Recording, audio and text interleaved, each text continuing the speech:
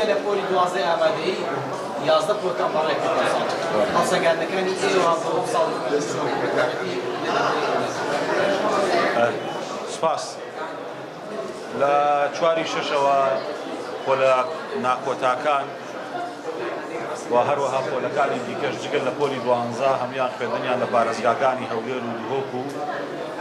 ئیدارە سەربەخۆکانی سۆران و زاخۆ تەواو بووە بە پۆلی نۆی نیشتیمانیشەوە تەنها پۆلی 12 ماوە بە شێوەیەکی گشتی پرۆسەکە لەو چوار پارێزگا ئیدارە سەربەخۆیە بە شێوەیەکی باش بەڕێوە چووە و هیمەتی مامۆسایان و سۆزانی مامۆسایان بۆ پرۆسەی پەروەردا بۆ بەردەوامبوونی پرۆسەکە و هەروەها خزمەتکردنی قوتابیان لە ئاسێکی زۆر باشە بوو دەستپۆشیان لێ یەکەین و سوپاسیان دەکەین. جا لەوەش کاری هەڵسەنگاندنی دەرەچی قوتابخانەکان بەردەوام بوو. جا لەو بابەتەش ڕاهێنانی مامۆسایانی ژەم ساڵ لەو شوێنانی کە باسم کە بەردەوام بوو. دۆخی ئەو ناوچانەشی کە جەنابتان ئەزانن کە گرفتی تیا بوو دەوام نەبوو پاشەوەی کە دەوام دەستی پێکردوێتەوە پرۆسەکە ئاسایی بەڕێوە چوە تا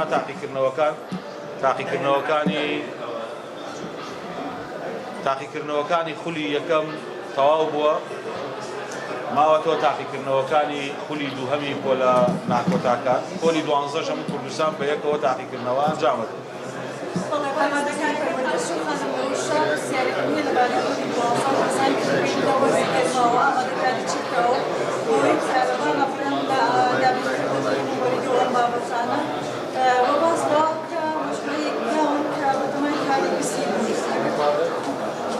خەباتیش عینە پرسیارتان هەبوویان جیاواز ئامادەکاری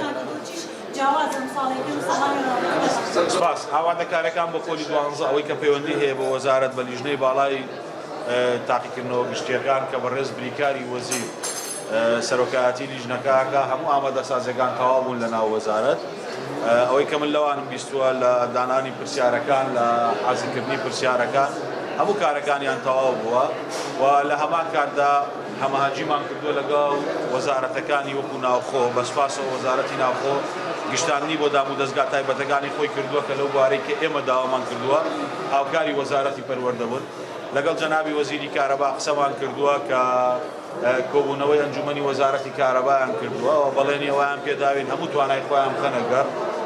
بەڕێوەبەری گشتی پەروەردەی پارێزگای ئیدارە سەربەخۆکانمان ڕاست پاردووە کە ژمارەی مەحاویلە و فیدەری هۆڵەکانی تاقیکردنەوەکان بدەنە بەڕێوەبەراتی گشتی کارەباکانی سنووری خۆیان و ئەو کارانە هەماهەنگی باشیان لەبارەوە کراوە. ئێمە ئەوە ساڵی پاریش و ئەم ساڵیش ئینتەرنێت بۆ ماوەیەکی زۆر کەم دەبڕین بەڕاستی ناڵین کاریگەری بکاتەسە کۆمپانیاکان ژیانی خەڵک دام و دەستگاکانی حکوومەت ڕێکارەکانی خۆمان تونتر کردوێتەوە لە بەرامبەردا کەمترین کات هێڵی ئینتەرنێتە بڕین. پێم وابێ 6 بەیانی تا 8 بەیانی گرفتێکی ئەوەندە قورس دروست ناکات جاران تا سەعات 10 و تا سەعات 11 بوو بەڵام ئێستا کاتەکەیمان کەم کردوێتەوە لە هەفتەیەکی شا 2 ڕۆژە بەڵام ڕێکارەکانی خۆمان تون کردووە. سوالەکان لە هیچ پارێزگایەکی هەرێمی کوردستان نییە پێش ئەنجامدانی تاقیکردنەوەکان. میکانیزمی گواستنەوەی پرسیارەکان بە هەماهەنگی برایانی ئاسایش و برایانی پۆلیسە و هەروەها تیمەکانی لیژنەی باڵا و تیمی بەڕێوەبەراتی گشتی پەروەردەکان لە پەروەردەی گشتی پارێزگا و ئیدارە سەربەخۆکان و هەماهەنگی لەگەڵ وەزارەتی خوێندنی باڵاش کراوە بۆی کە چەندین هۆڵی زانکۆ بەکاربێنین. ئەوەی کە لە توانای ئێمە وەکو وەزارەت کردومانە دەزانین کە دەکەوینە دۆخی گەرماوە بەداخەوە ئێمە 3-6 ماندانا بوو بۆ ئیمتیحانات 23 ئیمتیحانات دەست پێکەین واتە 20 ڕۆژ زۆرە چونکە ئێمە لە کۆتایی مانگ تەواو بووین بەر لەوەی کە بکەوینە ناوەڕاستی مانگی تەمووزەوە بەڵام بەهۆی ئەو دۆخانەی کە ڕەچاوی ئەومان کرد تاقیکردنەوەیکی گشتگیر لە کوردستانە بێ ڕەچاوی هەموو قوتابیانی کوردستانمان کردووە بۆیە تاقیکردنەوەکان بۆ جۆرەی لێهاتووە بەڵام ئەوەی لەلای ئێمە لە ڕووی تەکنیکی ئەم ساڵ کارەکانمان باشتر کردووە. ئەو پرسیارەی جەنابەت هەماهەنگی بەردەوام هەیە لەگەڵ دەستگاکانی ئاسایش و پۆلیس و هێزەکانی ناوخۆ هەر کەسێک فریوی قوتابیان بدا بە دڵنیاییەوە لە پێش ئیمتیحانات لە کاتی ئیمتیحانات لە پاش ئیمتیحاناتیش ئێمە مدعین وەکو وەزارەتی پەروەردە لە ماوەی ڕابردوو لە هەولێر ئەو کارەمان لەگەڵ ئاسایش ئەنجام داوە بە سوپاسەوە هاوکار بوون لە سلێمانی لەگەڵ ئاسایش بە سوپاسەوە هاوکار بوون بۆیە ئەو کارە لە هەموو شوێنێک بەردەوامە بێت لە دووهۆک لە هەموو شوێنەکان بەردەوامە بێت و وەکو ئەوەی کە ساڵی پار هەماهەنگی دام و دەستگا ئەمنیەکان بۆ ئێمە گرنگ بوو ئەم ساڵیش بۆمان گرنگە کە باش پرۆسی تاقیکردنەوەکان بەڕێوە بچێت. بەڕێز جەنابی وەزیری ناوخۆش هەماهەنگێکی جددی وەزارەتی پەروەردەیە لەو بارەیەوە و ئەوەی کە پێویست بێ دراوە بە ناوەندەکانی خوێندن بۆ هەموو قوتابیەک بژمێر دابین کراوە. بەڕێوەبەراتی گشتی پەروەردەی پارێزگاوی دارە سەربەخۆکانمان ڕاست پاردووە کەم و بەریدەوە ئامێری پێنکەرەوە لە ناو هۆڵەکان نابێت کەم و کوڕیان هەبێ چونکە ژمارەی پێویستمان بەردەستە لە هەر شوێنە کەم تەرخەمی هەبێ کەم تەرخەمی لەو هۆڵایە دەبێ و ئێمە بە دوواداچوونی بۆکەین. ئەوەی کە پێویست بوو بێ بۆ ئەنجامدانی تاقیکردنەوەکان وەزارەتی پەروەردەی ئێستا ئامادە. جەناب وەزیر هیشام سەعید بەیانێری ساڵی کاری خوێندن بەهۆی بایکۆتی خوێندن لە هەردوو لە ناوچەکان ئەزمونێکی ناخۆشەوە بۆ قوتابیان. ساڵی داهاتوو میکانیزمتان چێت لە بابەتی ڕێگەستنی سیستەمی خوێندن چ بابەتی دۆخی مامۆستا؟ ئینشاءڵڵا باشە بێ وەکو جەنابتان ئاگادارن بە هەوڵی حکوومەتی هەرێمی کوردستان و ئەو لێک تێگەشتانەی کە هەیە بە تایبەتیش هەوڵەکانی جەنابی سەرۆکی حکوومەتی هەرێمی کوردستان لەگەڵ حکوومەتی فیدرالی بۆ ئاڕاستەی کە دۆخی موچەی فەرمانبەران بەرەو باشی بێ و ئەوەی کە بەغداد لە ڕابردوو لەگەڵ ئێمە کردوێتی دووبارە نەبێتەوە. ئێمە هەمومان وێدەواری ئەوەی کە دووبارە نەبێتەوە تا ئێستا لێک تێگەشتی باش هەیە لەگەڵ حکوومەتی فیدراڵە و بودجە پەسەند کراوە لە پەرلەمانی عێراقی.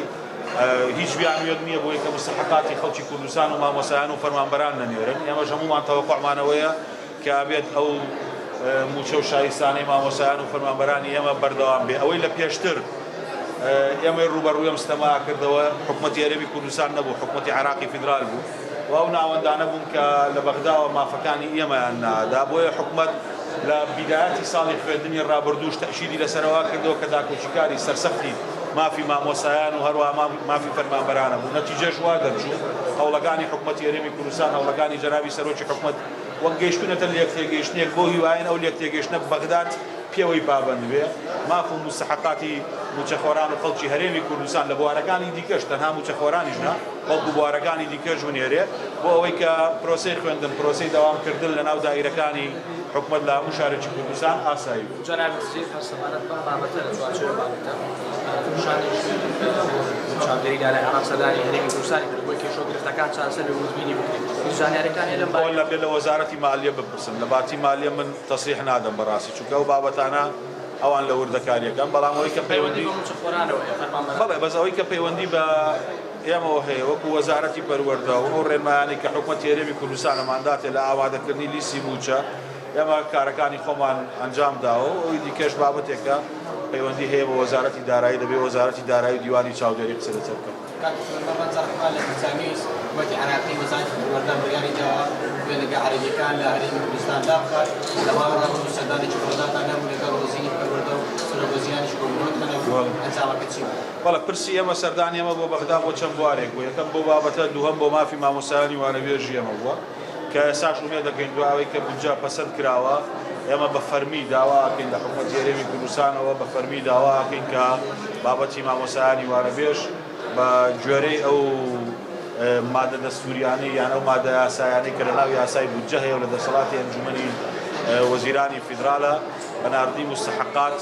ئێمە بە فەرمی داوایان لێ یەکەین و بۆ یەکانی مامۆسایانی وانەوێژ جێبەجێ بێت. ئامانجی سەردانەکەمان ئەوە بوو هەروەها ئامانجی سەردانەکەشمان ئەوە بووە بە حکوومەتی عێراقیمان وتووە کە بڕیاری نامەدروست لە شوێنی خۆیدا و بۆ داخستنی قوتابخانەکان و بێبەشکردنی 191,000 قوتابی عەرەب کارێکە پێچەوانەی دەستوری عێراق مادەی 34 یەکەم و دووهەمە کە تعلیم واجبی دەوڵەتە دابینیکە و تعلیم ئیلزامیشە و ئەمەمان ڕاستەوخۆ لەگەڵ بەڕێز جەنابی سەرۆکوەزیران سوودانی باس کردووە کە هەر بڕیارێک بۆ ئەوەی کە 191,000 منداڵ لێ مەحروم بێ بڕیارێکی نادەستوریە و بڕیارێکە کێشێلکردنی مافەکانەوە بۆ عێراقیش مؤشرێکی سلبیە 191,000 منداڵ لە ناو ناوەندەکانی خوێندندا ببڕێ ئەوەی کە لەسەر ئێمە بۆ گەیاندن و تەوزیحکردنی حەقایقەکان بۆ وەکو خۆی و ئێمەش پاڵپشتی خۆمان لە حکوومەتی هەرێمی کوردستان لە ساڵی 2014ەوە لە سەر پرەنسیپیەوەی کە خوێندن بۆ هەمووان بێ هاوکاری ئەو قوتابخانانە ئەو مەسیلاتانە بووین بۆ ئەوەی کە قوتابخانەمان بۆ دابین کردوون 140 قوتابخانەمان بۆ دابین کردوون پاڵپشتیمان کردوون بەڵام لە مقابلی ئەوە حکوومەتی عێراقی هیچی بۆ ئێمە نەکردووە وەزارەتی پەروەردە بەڵام ئێمە لەو پاڵپشتیانەی خۆمان بەردەوام بووین هەموو ئەمانەمان بۆ بەڕێز جەنابی سەرۆکوەزیران و بۆ وەزارەتی پەروەردە شەرح کردووە و بۆشمان شەرح کردوون کە لە عێراق قوتابخانەی لە سۆفیا هەیە لە کوالالامپور هەیەی لە چین هەیەی لە تورکیا هەیەی لە دەوڵەتەکانی دیکە هەیەی ناکرێت منداڵانی عێراق ئەوانی کە لە هەرێمی کوردستانن بێبەشکرێن لە خوێندن کە مادەی 34 یەکەم و دووهەم فەقەرەی ئەلف و با تعلیمی کردووەتە ئیلزامی و واجبیشی کردووە لەسەر دەوڵەت ناکرێت بێبەش بوون لە خوێندن. ئێستاش لە هەوڵەکانمان لەگەڵیان بەردەوامینەوەیان بڕیارێکیان هەبوو کە دایان بڕیارەکان دابوو 37 موەسیلیات داخەن. ئێمە پێم هاوتوون ئەگەر موەسیلیات داخەن دەکرێت قوتابخانەکان بێڵنەوە ئالێتی دیکەیان بۆ دابنێن بۆ بەردەوامبوونی قوتابخانەکان، چونکە لە مێژووی دروستبوونی دەوڵەتی عێراق لە 103 ساڵی ڕابردوو ڕووی نەداوە 191,000 تابیر پێدە دەروی پرۆسەی خوێندن. ئەوەی کە لەسەر ئێمە بووە تەوزیحکردن بووە و تەشکیلکردنەوەی سیاسەتی حکوومەتی هەرێم بووە کە ئێمە پشتیوانی دابینکردنی خوێندنی بۆ هەموو هاوڵاتیەک لە هەر شوێنێکی عێراق بێ، بەڵام ئەمە واجبی حکوومەتی عێراقیە کە ئەم کارە ئەنجام بدات.